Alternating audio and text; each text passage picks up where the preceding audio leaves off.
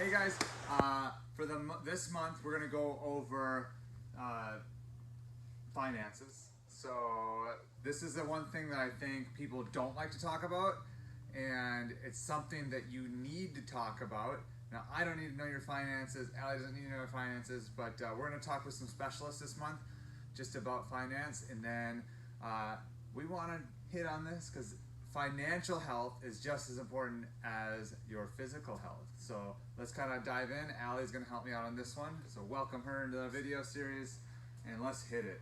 Yeah, so we decided to do this because when we made a list of all the things that we can impact with other people, you know, making you overall healthier, this was one of the big things that made a difference for us. So a little more on the personal side here. Let's talk about why. Why do we pick this topic? For me, it's freedom. I think there's a lot of freedom in not owing anybody anything. You don't get stuck and wonder what the next step is. You don't have these like freak out financial moments. Why is it important to you? Okay, so a lot of stuff I talk about is to kind of like dive into your fear, right? And people, a lot of times, they don't want to look at things that are hard. So if I know I don't have any money, it would be hard for me to go look at my bank account every day because I'm like, oh crap, I know that balance is going to be small, right?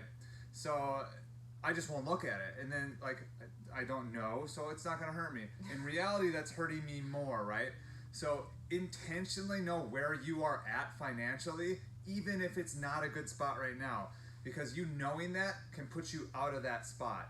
So dig into the fear that yes, it can be hard to finance at times. It can be difficult to learn that stuff, but the more you know, the more knowledge you have on that, honestly, the more power you're going to have in leveraging your money and just having a better life overall. So your income is your number one wealth building tool. So if you don't have control of your income, you have no chance of building real wealth. So what does she mean by that? If you have a normal 9-to-5 job and you make, let's just give a really easy thing. Let's say you made $1,000 a week, right? That is your income. If you were to spend $1,000 a week, you have no extra income, right? Or if you're spending all of that paying your debtors, your creditors, and your paycheck is basically spent before you even got it because of your crazy spending habits on your credit cards. So a lot of times making more money isn't the solution to your problem. It's managing your money well and possibly spending less on things you don't need. So that's control and discipline. It's a lot of what we already talk about with CrossFit, except now we're applying it to your finances. Yep. Okay, so we don't want to spend too long on this one, but control the outcome is one big thing, and then action steps for this week. So this is something that we can do right now, today, to get things rolling in the right direction, all right?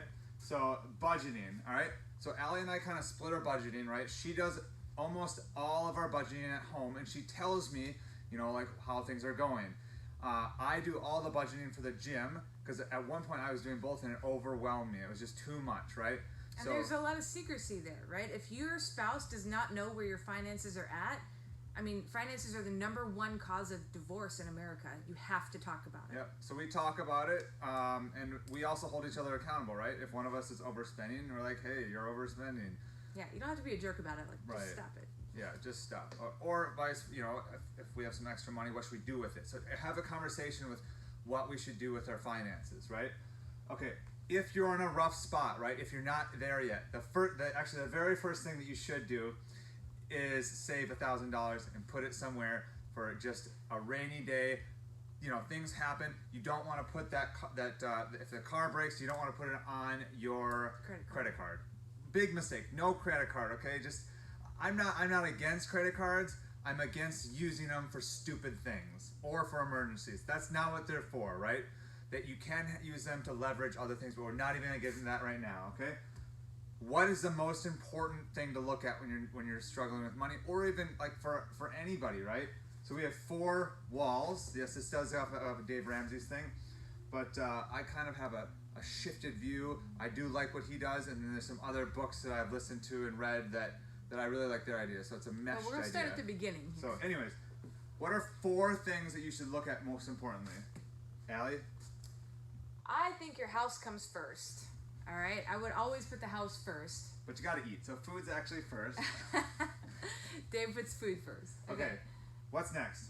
Your utilities, you got to keep the water on. You got to keep the air conditioner, heater on, especially in Minnesota. Yep. So lights, utilities. You know, basically that's something. Your house, housing, right? Now, maybe you're living outside of your means, and you need to sell your house. Now is a good time to sell, but it's not a good time to buy. So you can rent. But anyways, get that in control. Lastly is transportation, right? We have to get to work. That's important. The only way to really make money, unless you're working from home, is to get around, right? So we got to go to work. There are public transportation means, but that's on there because we have to take care of it, right? So you could buy a crappy car and get around, or just keep this in mind, all right? So I know some of you watching this, you're in good financial areas. That's awesome. And what I want you to realize is you should project that onto your children, right? So your kids or other people, help them out if they need it, right?